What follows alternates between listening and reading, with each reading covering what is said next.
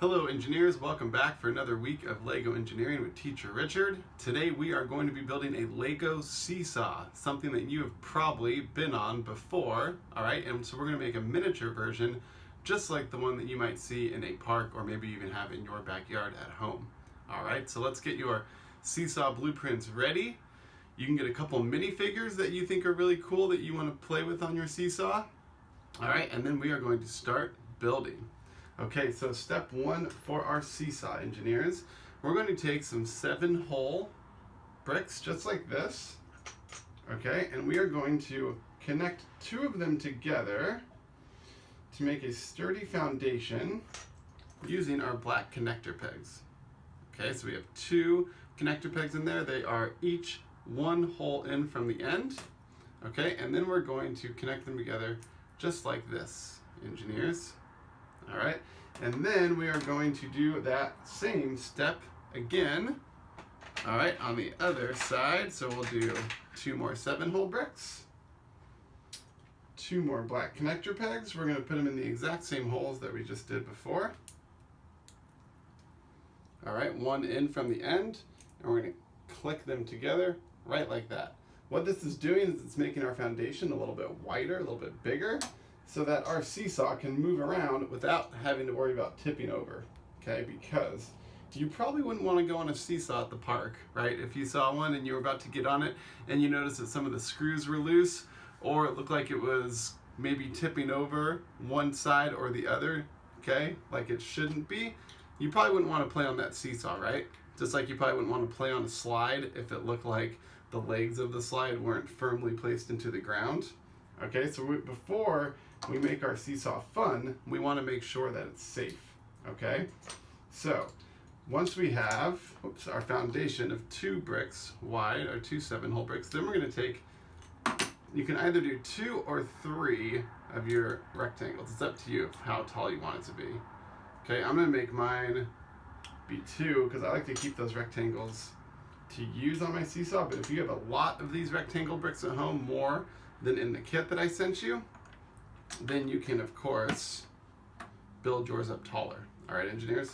So I'm going to add 2 rectangle bricks on top, like that and like that. And then we're going to add our circle 1-hole bricks. Okay, 1, 2 of those. We're going to put those on top of those rectangle bricks that we just had.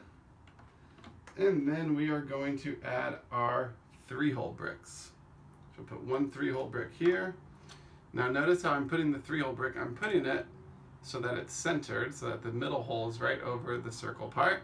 And I'm doing it so that the two dots in the back are still open, okay? The reason we're doing that is because we want to add some of our 11-hole bricks onto the circle brick where those dots are open. So we're going to add 1 here. Just make sure it's nice and centered. There we go. So this is what yours should look like right now. And I'm going to do 1 on this side as well. Oops, that's too long a one. There we go. So we got 1 like this and 1 like this. All right, engineers? And then we are going to take 2 of our 7-hole thin rectangles, and we're going to connect them right on top to help reinforce it. Whoa! That's why you reinforce them, right? There we go. Let me go ahead and put that right back on there. Make sure it's centered. All right, there we go. Now I'm going to do the same thing on the other side. So we're taking our thin 7-hole rectangle brick, putting it on top just like that. Okay, engineers, and now we have the 2 foundation pieces for our seesaw built. All right, and they're nice and sturdy. So our next step, we are going to build the part of the seesaw where a minifigure could actually sit on it. Okay, so we want this part to be as long as possible, okay, because longer, bigger seesaws are more fun to play on, right? So I'm going to take my 2 longest 15-hole bricks. I'm going to put them right next to each other, like that. And then I'm going to take another 11-hole brick like this. Remember, yours might be different colors. Okay, but when I say 11 holes, I mean it has 11 holes when you count on the side here. I call these holes on the side, and these are dots. That's what I call them. I know some people call those studs, the things on the top, but I like to say dots because I feel like it's less confusing. And then what I'm going to do is I'm going to connect my two 15-hole bricks together with my 11-hole brick on top, right like that. Okay, and it's nice and centered, so we want to make sure that we have just as many holes on covering this 15-hole brick as we do covering this 15-hole brick. It is really important that our seesaw is balanced, because if it's not going to work properly. It's not going to be fun to play on, because you probably wouldn't want to play on a seesaw that always falls to the same side, right? Even if you were sitting on one side and you were trying to jump up and down and make yourself as heavy as possible, and it still always fell to your friend's side, right? That probably wouldn't be very fun. So it shouldn't look like this, right? Because if this is supposed to be the middle of the seesaw, it's always going to tip over to this side. Okay, so we want to make sure that it is nice and centered. There we go, just like this. And then we're going to add another reinforcement brick on the bottom. So I'm going to take one of my thin 4x1 bricks like this, and this will be my reinforcement brick. Okay, so this is what our seesaw part should look like. So we have our two foundation pieces and our actual seesaw. Okay, engineers? Now we're going to connect all of these together. To do that, all we need is one axle piece. Okay? So what we're going to do is we're going to take this axle, we're going to put it right through the middle hole on one of my foundation bricks. We're going to put it through the middle hole on the top brick, right like there. All right. And we're going to put it through this hole on the other foundation. So this is what it should look like. This is what it looks like from one side, and this is what it looks like from the other side. Okay? So now when I set it down, right, the axle is holding my seesaw piece up, but there's room for it to go up and down, okay? And then to make it extra safe and make sure that this axle won't go sliding on us, we're going to put a couple lock pieces on either side. All right. Now it's all connected together into one piece, nice and sturdy and safe and balanced, right?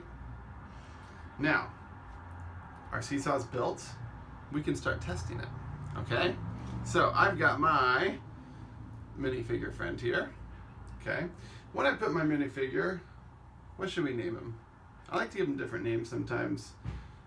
Her. Ooh, it's a her, excuse me. What should we name her? I didn't look close enough. What should we name her? You can pick a name at home if you want. I'm going to name her Sarah, okay? If I put Sarah on this end of the seesaw and I let go, we all know what's going to happen, right? It's going to fall towards Sarah's side. Now, what happens if I put, not a minifigure, but a silly little character like this? I'm going to call this guy Sam. What would happen if I put Sam over on this side? So notice how both of them are on the very end. They're on the very end of our seesaws. Okay? Which one do you think weighs more just by looking at them? Do you think Sarah weighs more?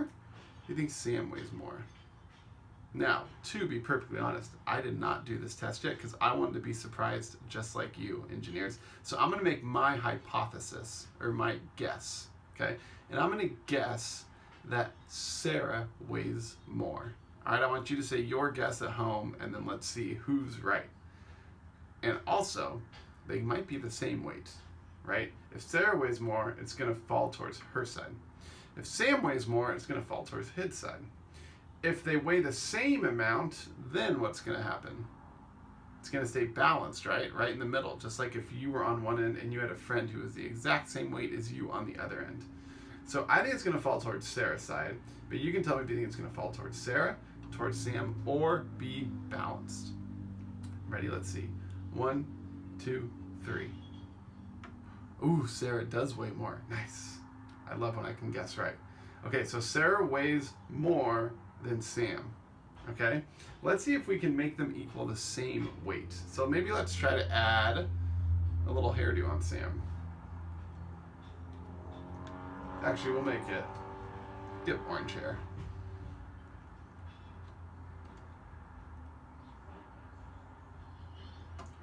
Look at that, just like that, that little tiny piece, right?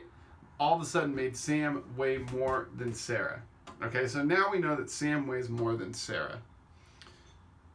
Let's see, like I said, if we can make him weigh the same amount. So, I think the smallest pieces in your kit would be these little eyeballs. So maybe let's just add one eyeball on Sam.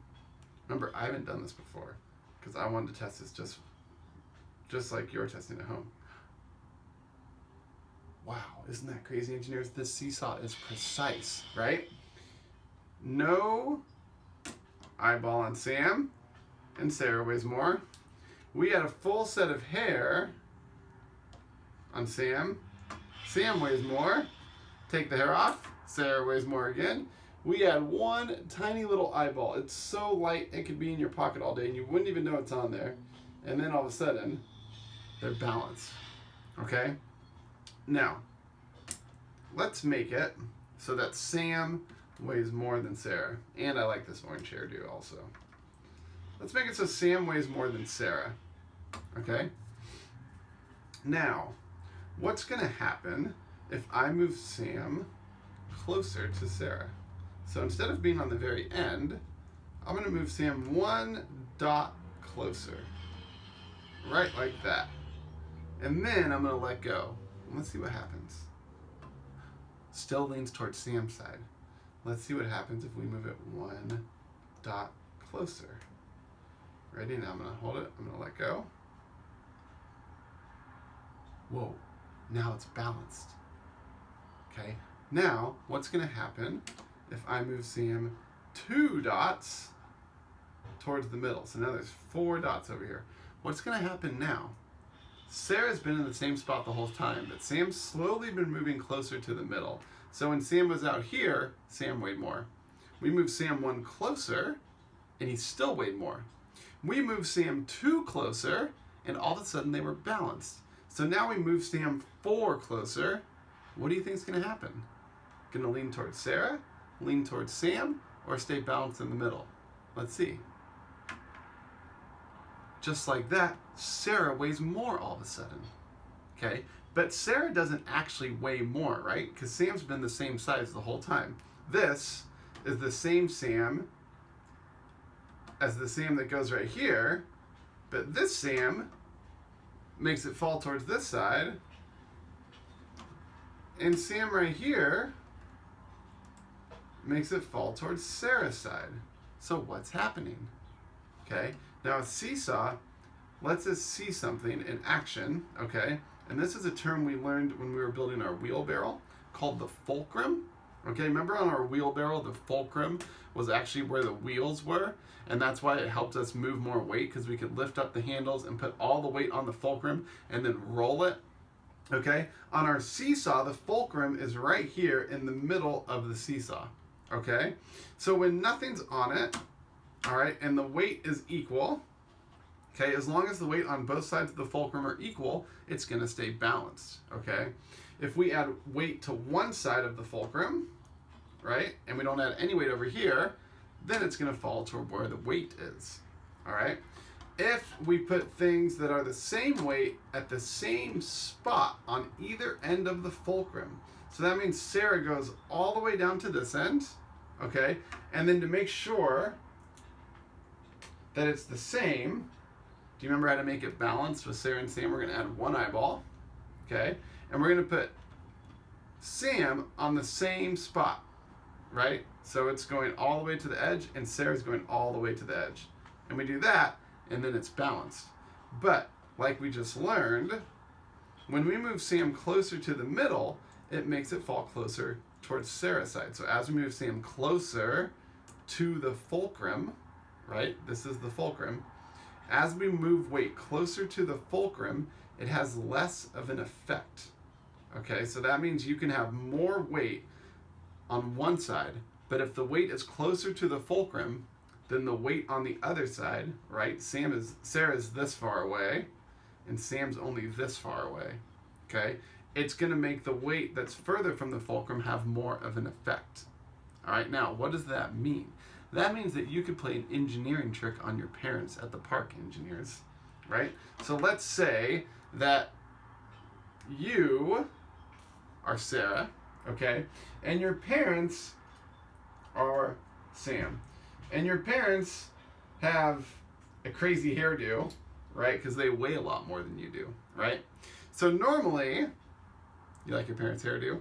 Normally when you put your parent on one end of the seesaw and you're the same distance from the fulcrum on the other side, right? So you're this far away, your parents are this far away, that's the same distance.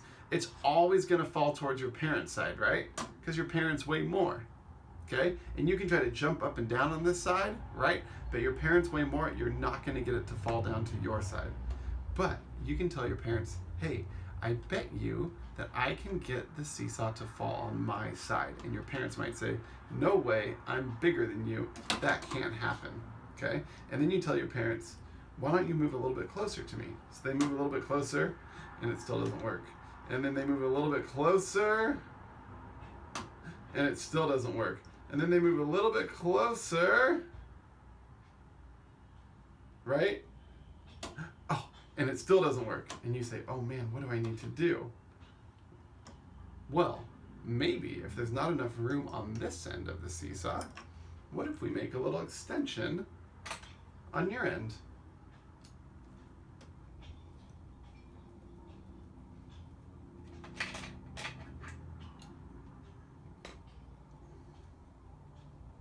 So now, what if you use your engineering to build your end a little bit longer, right? And now you're further from the fulcrum, right, than your parents are.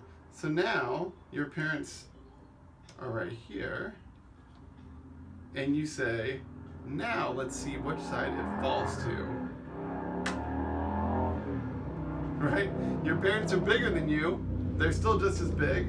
You're still the same size. But by getting further from the fulcrum, your weight has more of an impact than your parents does, and it makes the seesaw fall towards you. Okay, so that is an engineering trick that you can do, engineers. All right, and let's say your parents weighed a little bit less, right? Or maybe you didn't have any pieces to make the seesaw longer, okay? Then you could still have them come closer with their crazy hairdo. Right like that, and you could still make it fall towards your side, okay? So you can make it fall towards your side even if the person on the other side is bigger by having them scoot closer to the fulcrum or having you scoot further away from the fulcrum, okay? That is a good way to pull off this engineering trick. All right, engineers? Now, one more thing I want to do with you before we go. All right, I would love for you to see how you can make your seesaw longer than my original model, okay? Because bigger is better, right? More fun to play on. So what we can do is we can take one of our blue connector pegs that has grooves on one side and is smooth on the other, and I'm gonna put the groove end into the end of our claw piece, and I'll add this over here.